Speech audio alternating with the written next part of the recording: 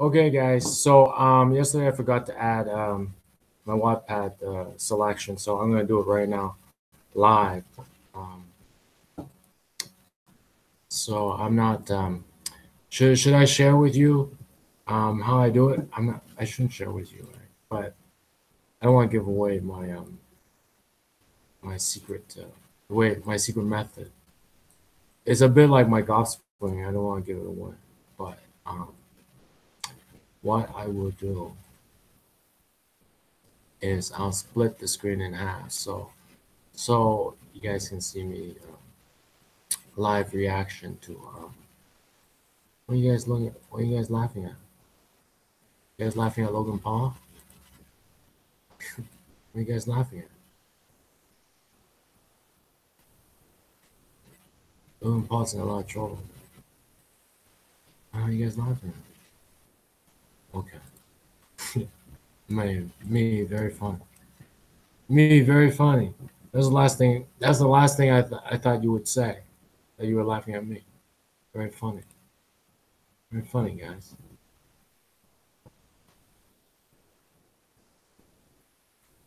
When we're on the team then. When we walk, when we're on the team then. Very funny, guys. Very funny.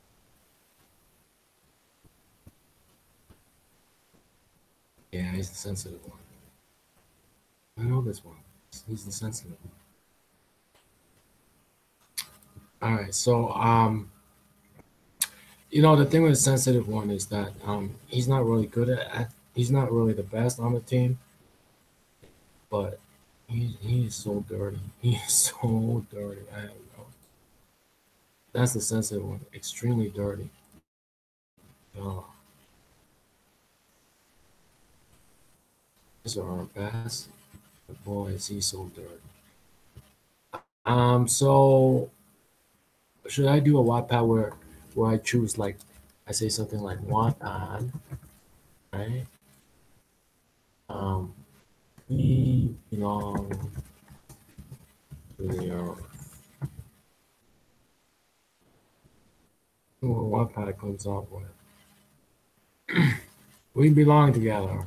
Daragon fan fiction. We belong together. A Kira FF Mimi. Somewhere we belong. Chandra Oshana. It is a song somewhere. Yeah. Since you got me going. Since it was dirty. He's, he's not a bad story. Let me see. Somewhere where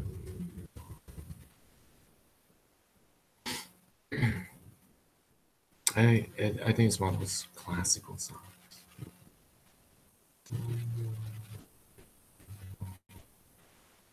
Right? Somewhere where we belong, to the tune of $3 billion, chatting away all night long. Somewhere where we belong. Somewhere where we belong, to the tune of $3 billion, chatting all night long.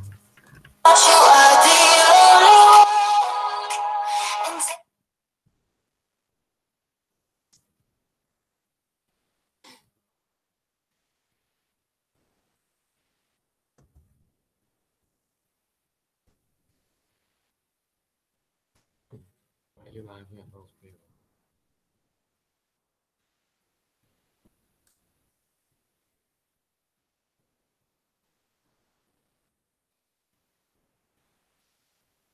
Where we belong. Oh, where we belong.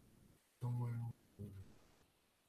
Are they two different songs? Up where we belong. Up where we up where we belong. Is that right?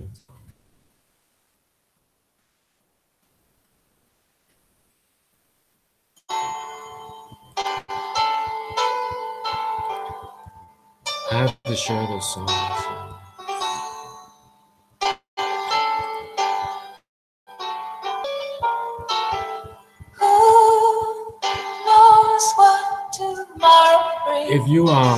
If you subscribe to my channel on Match.com, Fishy 46905, I'll keep you entertained.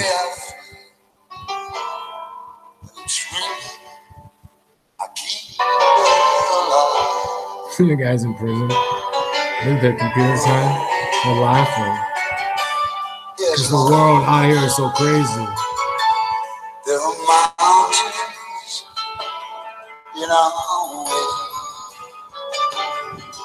but we can't. So, like I said, if you subscribe to my channel on Match.com, Fishy 46905, I'll keep you entertained all night long. And the boys in prison, this is their computer time. They're just laughing their heads off, laughing their freaking nuts off.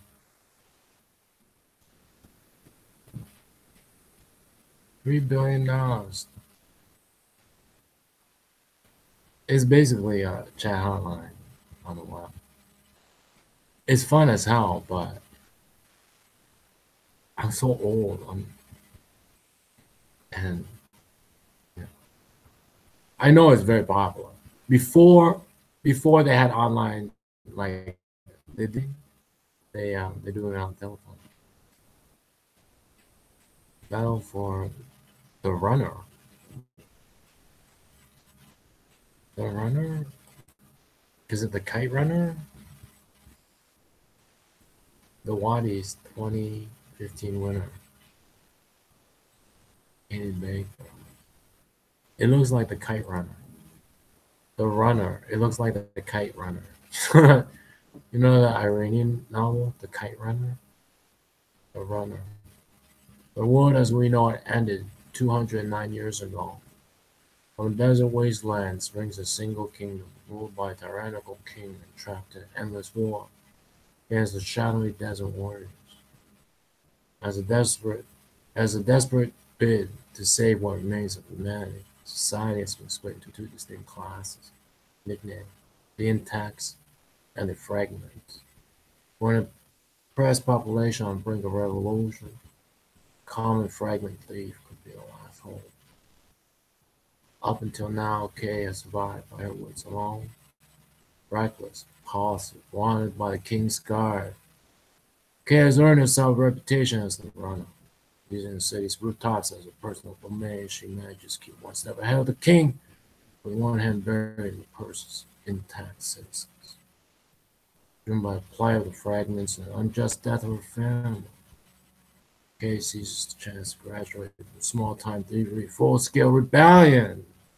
Her opportunities come in form of will, an intact ex-soldier with a dark past, blocked from the streets and thrown to the shimmering palace court. Kay must use her every strength to blend into a world she doesn't belong to, closer to the enemy than she ever thought she would be. No good.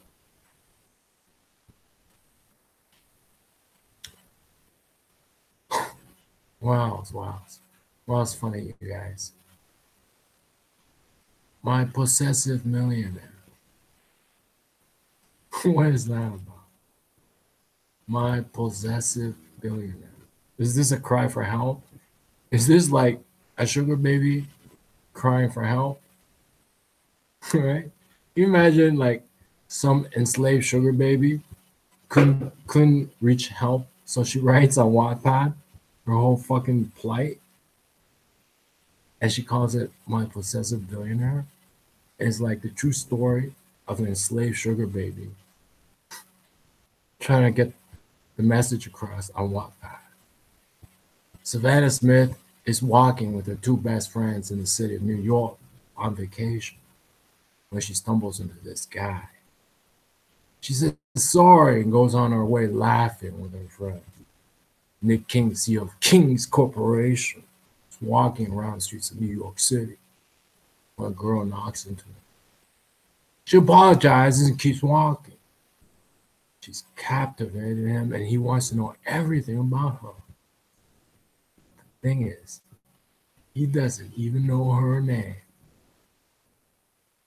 Wick. All right, so what else is there? How about Life's a Witch? Life's a Witch. So, my channel on Match.com, Fishy46905, slightly different from this. It's more geared towards enhancing how you can find love in the real world. This one, my video diary for Culture Proof, obviously, is geared towards the younger minded, but not minors, not children. You have to be over age of 13 to sign up for email updates. There is, I call it membership, but it's just email updates, okay? Otherwise, I offer nothing for this prattle. All right, so, and you can't even come here.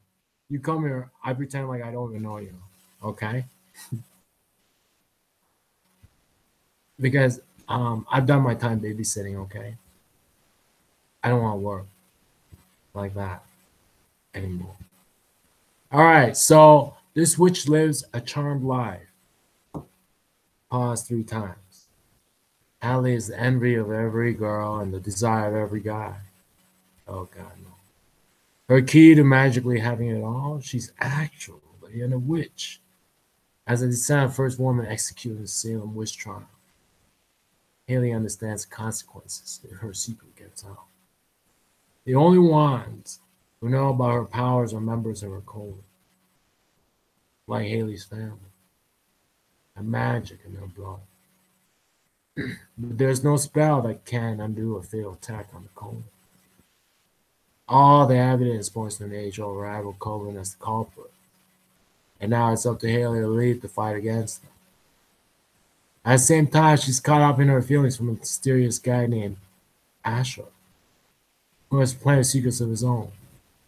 With everything at stake in Hadley, trust her magic and her heart.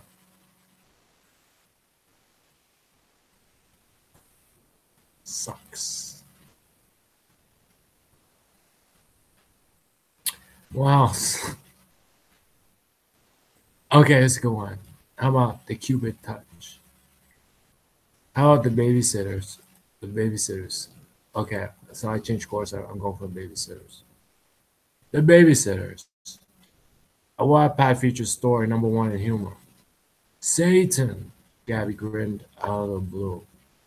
Dude, why on earth would you find us a shipment? That too, Satan? I complained while Jenny slapped her forehead. Rebellious, fierce, and outspoken. Samantha Hare is everything you could ask for in a girl. There is nothing stereotypical about her. Verse benches are not her thing. The last time she topped her exams was years back in her dreams, and she is definitely not a queen bee. Outcast is what describes her the best. Sounds good. Warning, do not cuss in front of her. She hates it with passion. Now meet Tristan Ryder. Suave, charming, narcissistic, flirty. He is everything Samantha hates in a boy. Social radar begins with M. With a smile that can kill a million. He knows exactly how to win hearts. Warning, he causes a lot. Have you ever wondered what will happen if you're interlocked with a person you just cannot tolerate to do a job? And not just any job, but a babysitting job. To be specific, a lot of chaos, right? That's what happens when Samantha and Tristan compile. Babysit 3-month-old. Spending 4 hours together. They do a lot of things. Almost burn the owner's kitchen. Stalk his girlfriends. And lose the baby in Walmart. Wait, did you expect something more romantic? Well, there's a reason their ship name is Satan. I have no idea what the hell this book is about. I just I just called out Saint's name 3 times reading this book, so it's this book's fault. Attack the book, not me. All right, so Von Murphy, Kimura, the Weaver series. I like these series. The Weaver series. The Weavers. The Weavers. Welcome to the Weavers. Oh, my book, Shamora, Changeling Vector, complete and published on Amazon, Barnes & Noble. Well, Shamora, Changeling and Vector, complete, published on Amazon, Barnes & Noble. First chapter sample, Shamora, up on Wattpad. All 3, Shamora, Vector, and Phoenix, up on Wattpad. Beware spoilers if you read past the first book sample. Book 5 in Weaver series Descent is in the works, and I hope to announce a publication in the near future. Let's see. If you witnessed your parents killed at age 5 for reasons unknown, only to endure 8 weeks of isolation captivity, what would you do with your life when you were suddenly rescued by family you never knew? What if you yourself were even more than you seem? The universe can be both a terrible, wonderful place to live, you have the courage to explore it. Enter an alternate. Look here, first chapter of Shamora posted on Wattpad. Want to read that? Shamora. All right, so I'll click there. First chapter of Shamora. And then this is obviously his work of fiction, names and characters, place, incidences, either a part of my imagination or used fictitiously. Any resemblance to actual persons living or dead, business establishments, events, or locales is entirely coincidental. Really? Entirely coincidental. All right, so let's read it. Let's cut content. Eat it. Ordinary days that turn extraordinary don't typically have warning signs. They begin as expected, spiral out of your ability to imagine. Dreaming is nothing new to me. My mind is my sanctuary, my savior both. It supplies an inner voice that keeps me from the utter despair of my life in captivity and gives me access to outside world information. Who or what brings this to me and for what purpose? That's an excellent question for which I hope and answer if I survive. This particular morning I woke from a strange dream that left me so restless. I merely sat up, violently scissor kicking, but perishing. The only covering during the cold night hours when my thighs rubbed together. I stood and thought to myself, did I just pee my bed?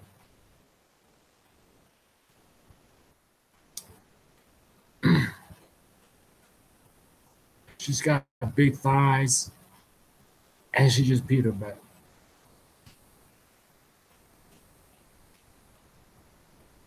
The author is Von Murphy. You want to read that? Go ahead. All right, I'm going back to something more like flirty, flirty. How about Anna Todd? You know Anna Todd. Anna Todd. And there's Von Murphy. We just discovered another published author, Von Murphy. And now there's Anna Todd. And this is her book at Target called Nothing Less. All right, so Anna Todd, Nothing Less. What does in McInerney have a book on Wattpad? We can find a book on Wattpad about New York City and drugs and stuff. Okay, let me see. Philip Pullman, The Golden Compass, Finding Wonderland, The Book of Dust.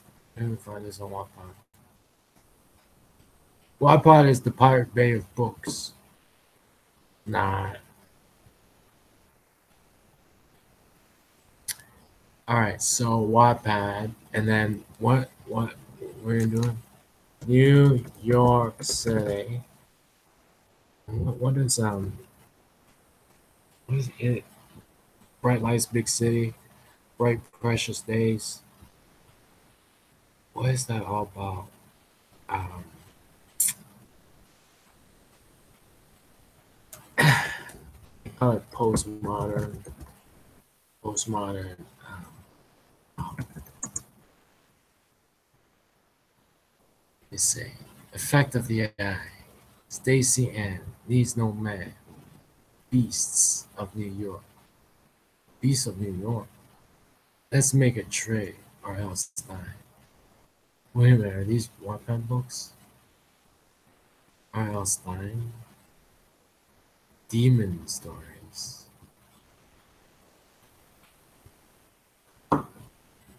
The Blade Heir. Oh my god, what is this?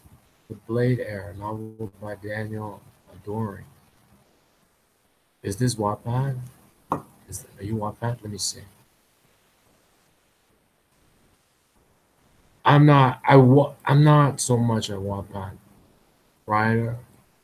I'm like a Wattpad user. Do you know what I mean when I say I'm a Wattpad user? I use Wattpad.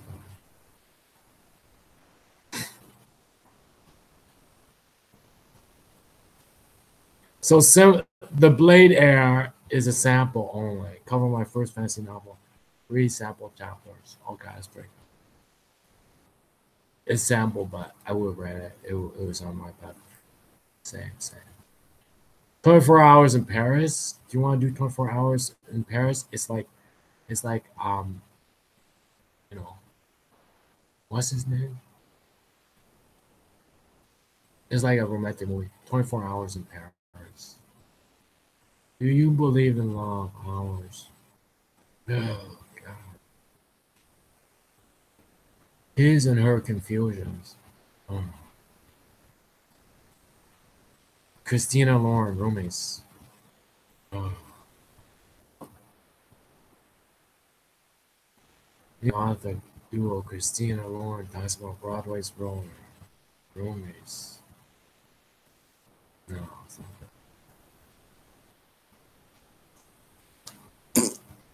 Sucks. Follow me back, AV Geiger.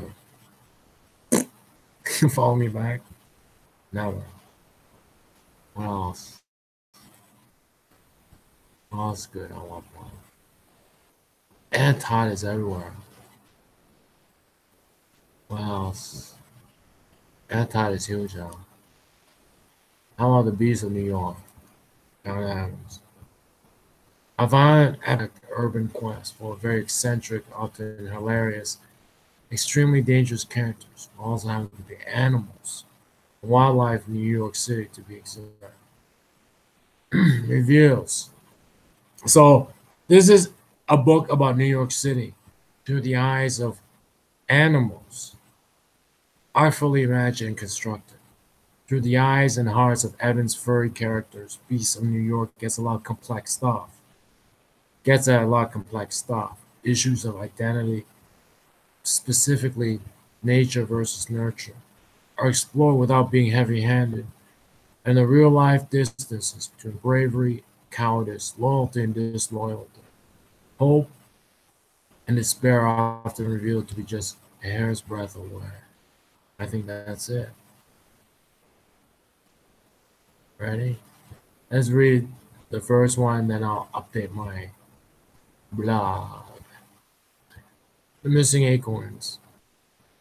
A long time ago, when humans still lived in cities, on a cold morning near the end of a long, cruel winter, in magnificent Central Park in middle of magnificent New York City, a young squirrel named Patch was awakened very early by the growls of his empty stomach.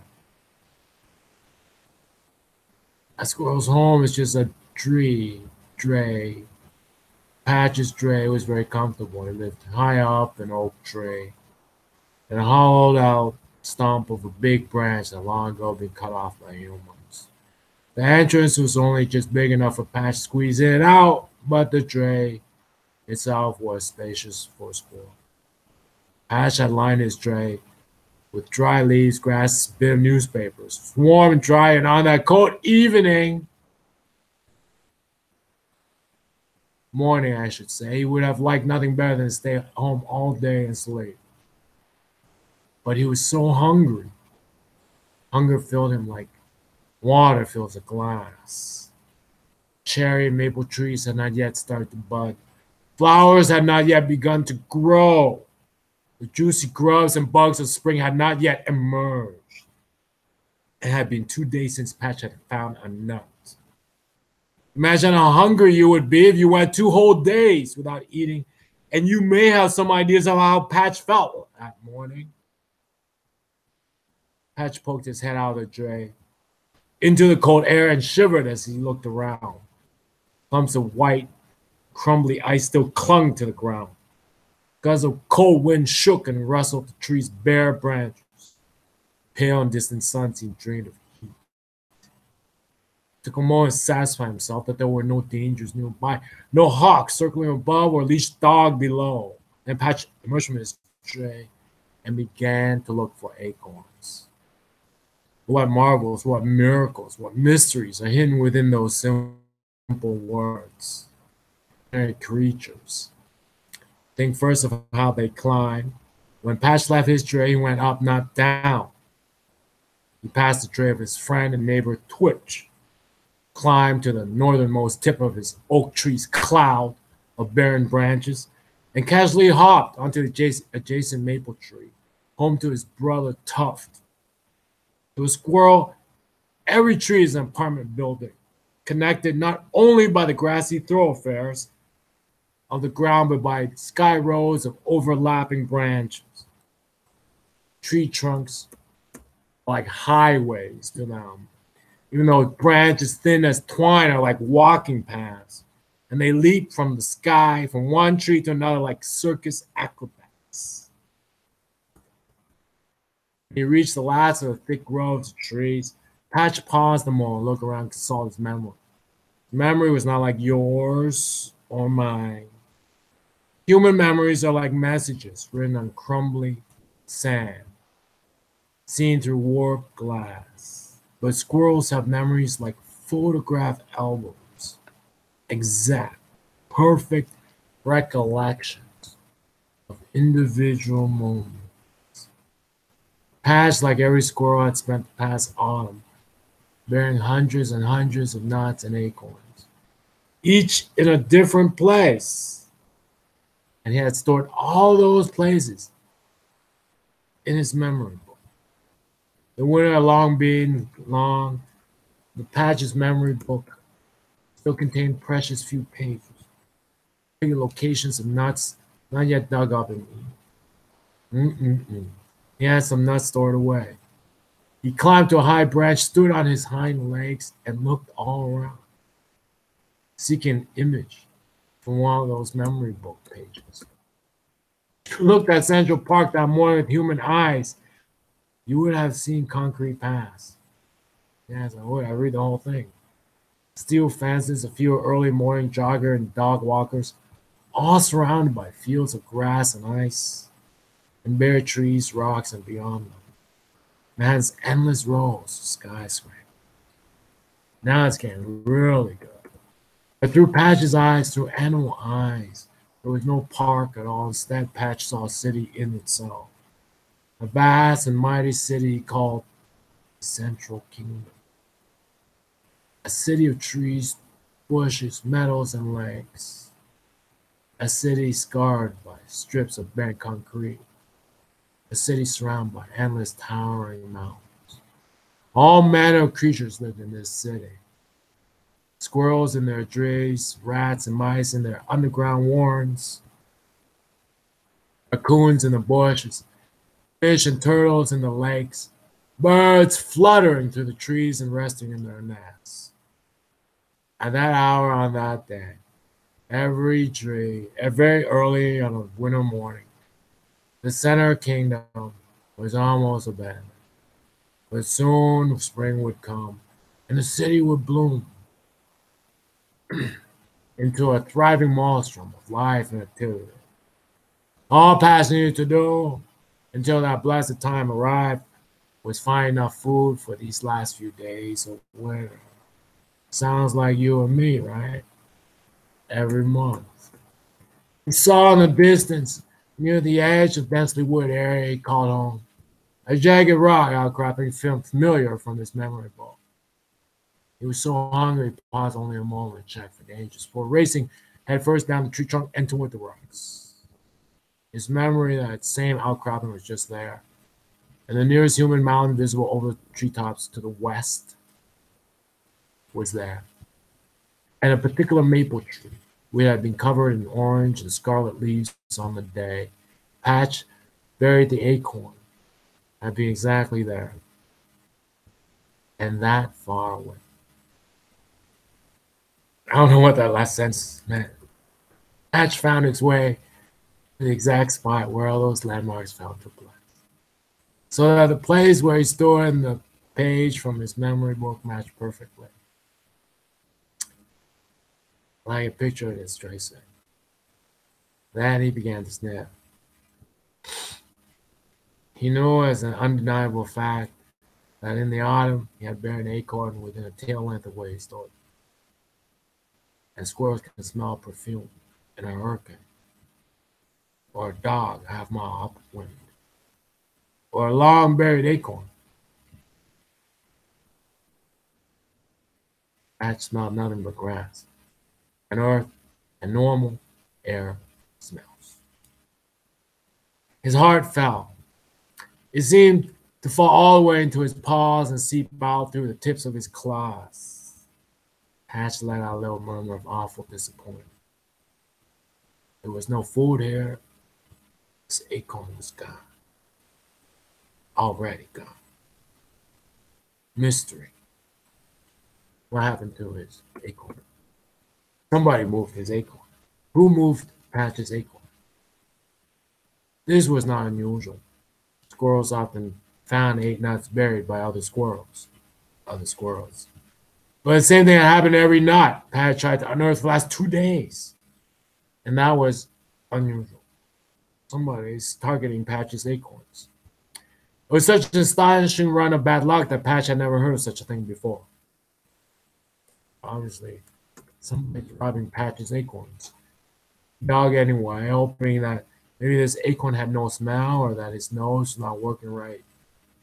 He found nothing. At the next burial place, again, there was nothing. He ran to the next and the next until finally there was no more pictures left in Patch's book of memories. No nuts left to unearth. And he was hungry.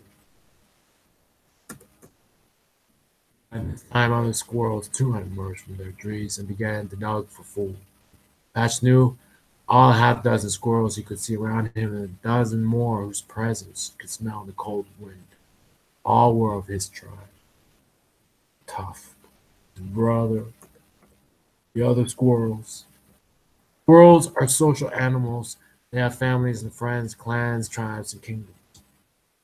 Patch's tribe, the squirrels of the treetops, were not like the Meadow tribe who lived near the city's grassy plains, or the Rambo tribe, which inherited its rockies. Okay, it's a perfect story, right? I'll add it to my Wattpad. My tongue. My tongue is so tired. My tongue is so tired, it's like a night dancing.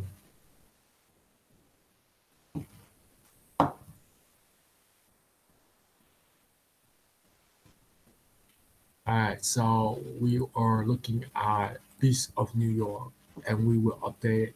I will update my Wattpad selection, Beast of New York. I'm going to end this. YouTube. See you later on the other side. East, north of the Sierra Plains Desert, west of Saskatchewan, in Ontario, Toronto, Ontario, southern tip of Canada.